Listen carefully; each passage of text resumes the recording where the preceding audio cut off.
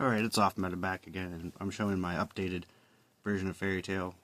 I yet to get into any combos with it, but this is the most up-to-date after Glorious Gallery, and after more playtesting this week. Side deck's still kind of generic for whatever, but let's get into the actual deck, and I will explain a couple of the weird extra deck choices. Main deck's pretty much what you're going to see, I think, at this point in time. Just because that's just how the deck's being run. And I haven't had a lot of chance to switch up too many things yet to play test as much as I'd like. But for non-engine, we're still doing 3 Ash. This card's going to be more relevant once we get to the extra deck. Then the 2 Drolls, and you can still combo it with Summon Sorceress.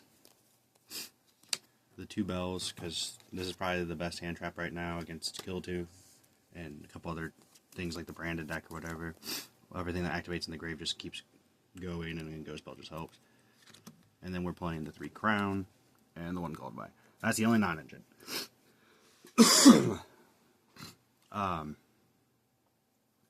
Those 11 cards are really just there to slow the game down enough to let your game plan go off.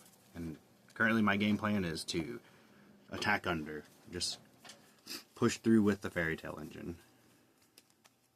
So, to the Fairy Tale engine, we have the 1 card starter. That is fun to play before you do anything else, because if they don't stop this, then you're going to do full combo, and then you know the rest of your hand's going to be safe. And if they do stop this, then you have the rest of your hand. So, one way or the other, you're doing a full combo. The other 1 card starters, technically a 1 card starter, but more of 1.5 depending on what the rest of your hand looks like.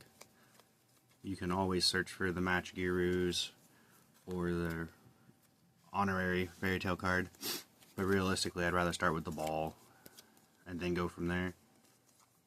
But any of these cards right here are going to let you do the majority of the Fairy Tale combo with no problem.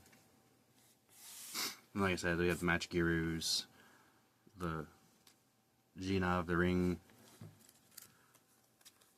We're playing the Once Upon because you only need 1. The One of Snow because you can only play 1, but I don't think you'd play more than 1 even if it was at more than 1 because it's just not needed. Sometimes I hate using her effect because it actually can be detrimental depending on what your graveyard looks like, so you have to go through resources to get her up. And then we were playing 2 Tales of the Fairy Tale still. I like when I draw 1 and then I can send 1 to grave, let them think I'm going to use this one, and then activate this one. And then you just keep playing after they thought they stopped the one in the graveyard. And then the Magistus package is still the 3 Spenta, the 1 Crowley, Runriliona, and the 1 Zoro, and then the 1 Witchcrafter Ginny, with the 3 Vera Magics. I don't know if I still want to play this card. This card does do really cool stuff when it goes off. I happen to draw this card a lot, and not this card a lot. So, when you draw this, it's cool, and when you... it could just be something else, I think. I think these 4 cards, 5 cards, technically, could be anything else. If we still played her, maybe we just play 1-on-1. I know why this combo is good, but this also ends up being a brick. So it's kind of half in one, 6 in the other. But that's Magistus engine. And then the newest add to it, which I'm sure most people are aware of, is the Regulus with the Empire of Endymion. A lot of people are only playing 1. I have had multiple times where I'll draw this card and this card at the same time, so I decided to play 2, and there's no reason I can't just have extra starters. So like all 5 of these cards are just extra starters into the combos.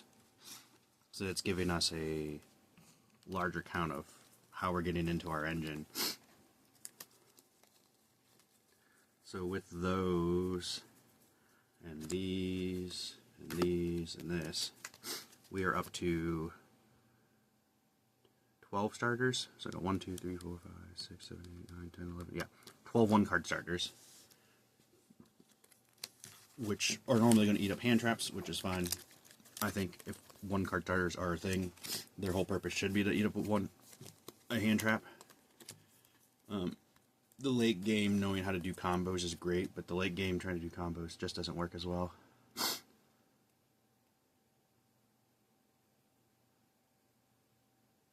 So,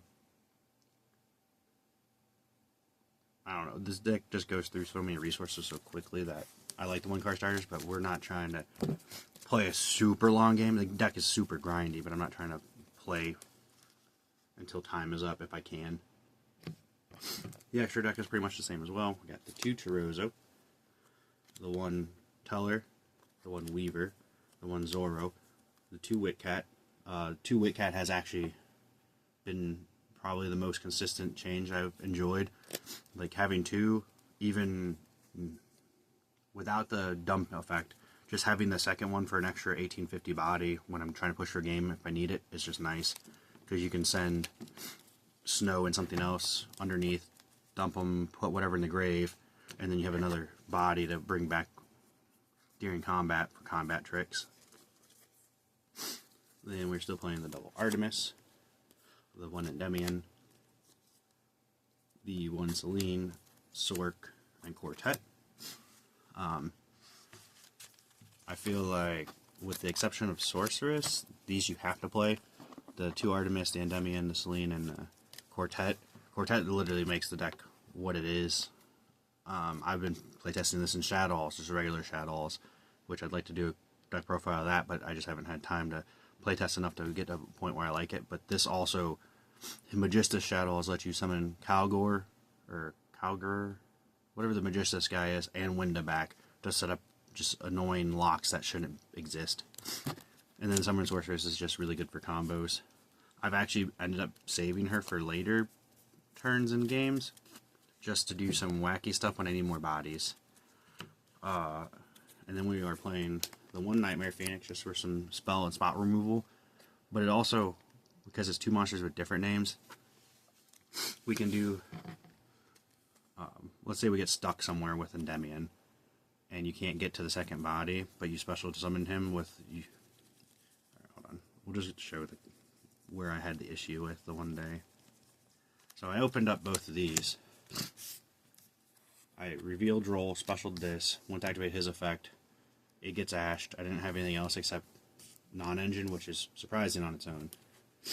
And then I had to try to do a roundabout way to do the Artemis combo around a back row that I wasn't sure what it was. It ended up being nothing, but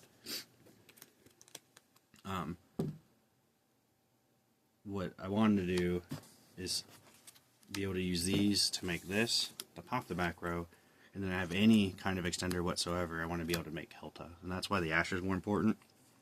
The Hida just gives us some more options, but she's another 1850 body for later in the game when you start running out of your 1850s.